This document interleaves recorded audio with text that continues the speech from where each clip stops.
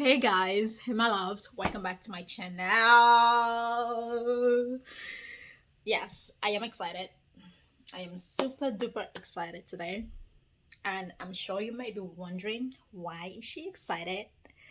So, if you haven't already known, because I made a post about it on my Instagram, my sister, my darling, my gorgeous, my beautiful, my daddy's Maserati got married. Yes, my sister is married, and I'm so happy for her.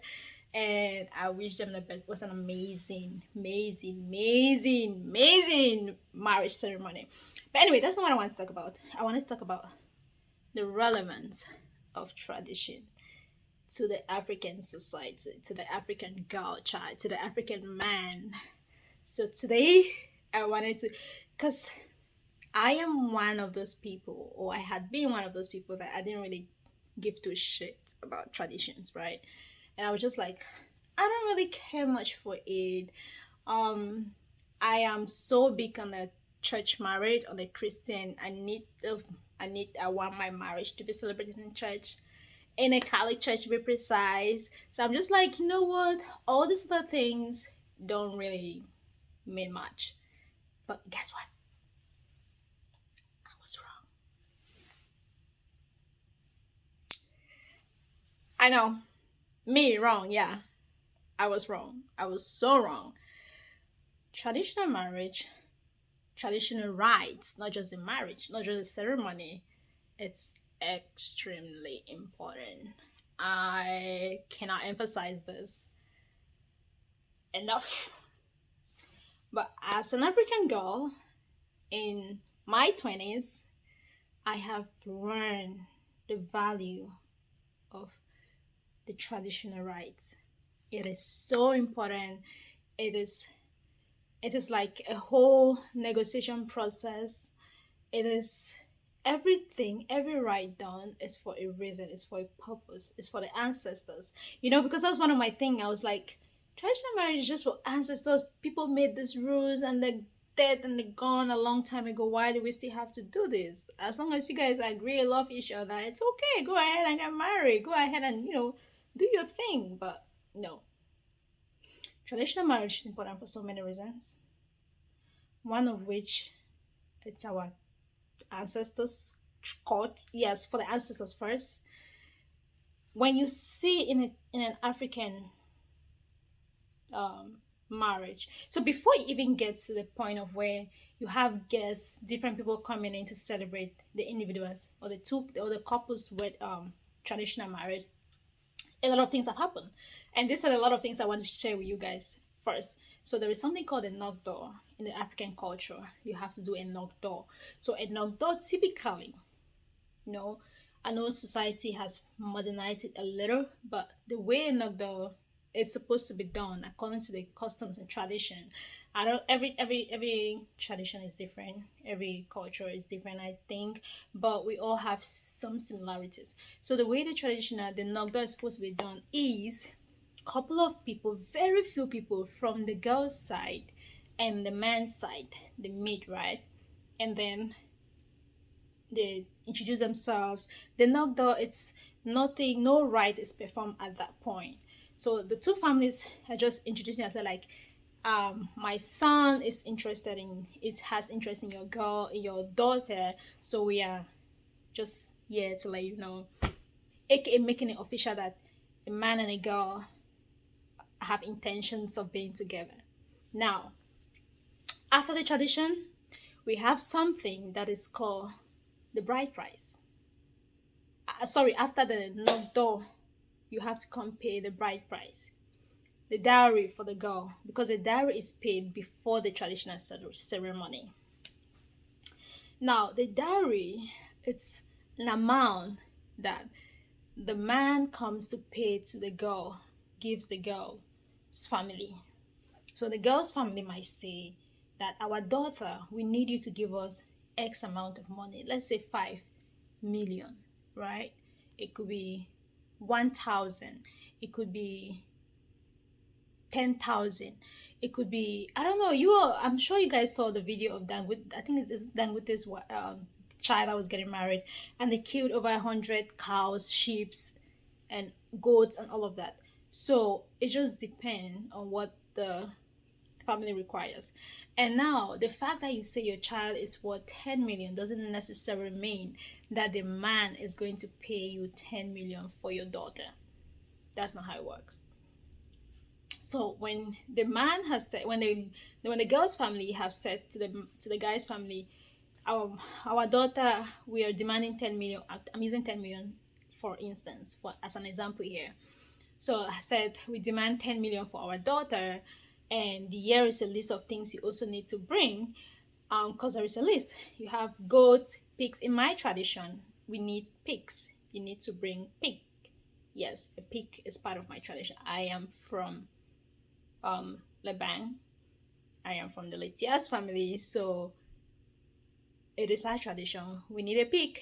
If you come to marry me or any of my Letia girls, sisters, you damn sure know that it's you need to bring a pig, and it's not negotiable. But yeah, that's just one of the items on the list. Different people have different things. Some people have goats, some people have cows. I don't know, but there's an item. The gist is there is an item that accompany the money you're supposed to bring. There is cola nuts. We also demand cola nuts on that list, and some other few things. Right? There is also a blanket. Yeah, they also bring, there's a blanket that needs to be offered, needs to be brought. So it's a whole list of different things. So now when the man has taken the list from the girl's family, goes sit down with his own people, they talk about the list, and then they'll be like, oh no, we don't think we can, we're not going to pay 10 million for your daughter, we're not going to do buy cola nuts or this or that. Then both family comes back. Now this is the process of the negotiation. They're trying to negotiate the bride price, right? So couple of people from the girl's family and a couple of people from the boy's family, the parents of the boy and the parents of the girls are not involved in that negotiation. So typically the negotiation is made up of like uncles and aunts of the girl and the boy, at least in my culture, because I witnessed it, darlings, I witnessed it. In my culture, that is how it's done. The parents of the girl and the parents of the boys are not supposed to be involved. Of course, if the boy is also from Fontem, right, their parents are not going to be involved. But if the boy is from another tribe, I don't know if the parents of the boys are typically involved. But in our own scenario, the from a guy from a Fontem, the parents are not going to be involved in that process. Okay, let's move forward. So now they come together, they say you demanded 10 million. We can only afford 5 million, right? And now the girl's family decide if 5 million is 5 million, okay? Because sometimes some of the things they take into consideration is the girl educated? Does she have a job? Can she take care of herself? Is this like all of these little things come into play, right? It's supposed to be a symbol, just a symbol. The traditional, the dowry, your bride price is just a symbol, but that money that you get from the other family is not to the girl's family, to the girl's parents only. So the girl's parent, they have to share that money to the uncles, the grandparents, the aunties, just all across, because you're trying to clear the way, right? And so now when they've come to an agreement, they say, okay, we cannot give 10 million, we have 5 million. If the girl's family accept, then you guys go ahead and bring forth the rest of the things. But what I know for a fact that in our tradition, it is a non-negotiable, you have to have a pig, a live pig. You have to bring a live pig. Now I don't know how many of them you have to bring, but I saw a couple for my sister's wedding. Yeah. So after that process, you have now to then go make the traditional celebration. Now this traditional celebration is when you now see a lot of people in the hall, in your compound, and they're all present there to do all these things. And then in the another rite that is performed at the traditional celebration is you normally see the father take a glass, not a glass but a horn, ndong. In my dialect it's called ndong. A horn is called ndong, like the tusk of an elephant, that one. And then you put palm wine in it, and then the girl goes around and look for her husband and then give it to her. So then when they come back to their parents, to the girl's parents, the father needs to bless them by pouring some of that on the head of the child and some of the on the head of the guy. So it's their approval to go forth with the celebration. Now, mind you, if the bride price is not agreed upon, then two families sometimes it ends there, right? And sometimes if you come to marry a girl from my from Fontem, from where I'm from, and you don't provide these things during the traditional right, you don't give, like, for instance, the blanket, right? When your own child is about to get married, they are not going to give a blanket to the girls, to the child at that time. The man will need to give a blanket to the mother of that girl that is about to get married, because they did not complete the girl's mother's own traditional rites. So you see how it can hinder your children, right? Let me say that again. So say when my husband came to get married to me, did not give my parents a blanket. My own children, when someone comes to marry my girl child, I will not be able to accept a blanket unless my husband gives my blanket at that time. So it is very important that when you're doing your traditional marriage, when you perform the traditional rites, there's something, aka just, they say close your eyes and get it done with, because it hinders you. It's going to hinder your children along down the line. I know sometimes we are tempted to say we don't care. These things happen for a reason. There are repercussions to all of these things. And if, because I think about the things, sometimes things happen mysterious that you and I cannot explain, right? And so that is why it's important that you do your best, do your part, don't care that it doesn't mean anything. Do your part. Close your eyes. If you made up your mind to get married to a girl, especially the girl from my village, or from my part, yeah, from my tribe, close your eyes. Close your eyes and perform the traditional rite once and for all. I saw it happen first class.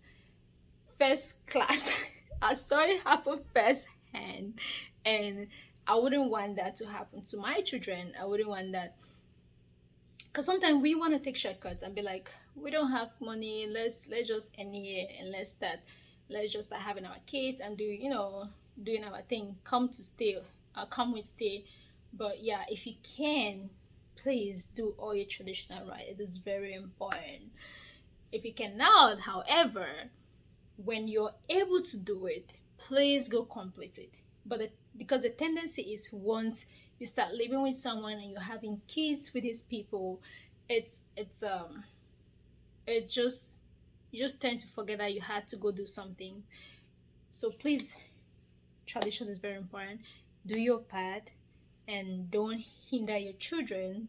I know somebody somewhere will say this is not important. I was that person many years ago, until November of 2021. The traditional marriage is super, super, super. The traditional rite, not the marriage. The traditional rite, it's super, super important, and it's crucial. You don't want to be the reason why your child tomorrow is so sick and no medication can cure them for no goddamn reason. Please don't be that. Traditional marriage is very important, right? Every tradition has their own, every culture has their own traditions. But I know that for instance, even here in America, that times that if you live, it's almost like if you live with someone here and you're not legally married to them, you cannot claim them. You cannot claim nothing that belongs to that person if you're not in their will after they die. Even if you live with them for 100 years, you will not claim nothing. It's also, so I think that's also part of the tradition. That's the lawyer, but it's also the own tradition. So every tradition, everything, every culture, every society has tradition. And it's important that we don't forget about it. It's important that we don't neglect our traditions, just because it's very important that we try to do our best. So I am going to share you guys video of my sister's traditional marriage. the knockdown is done behind the scene. That is typically I am not there, nobody's there. Like, just, like I said, just a few people are there, so I cannot. There was no way I would have been in that room and trying to take videos because it's not allowed. So yeah, I wanted to show you guys.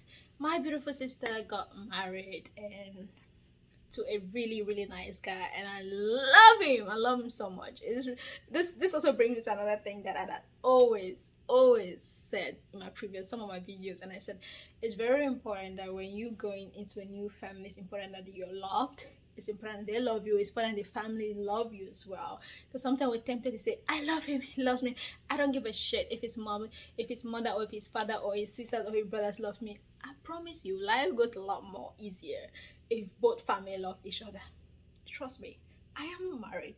I saw it. I'm seeing it.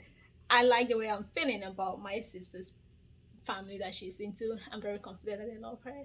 They're gonna take care of her, even right up to the grandma. Only loves and adore her, so that makes me really really happy.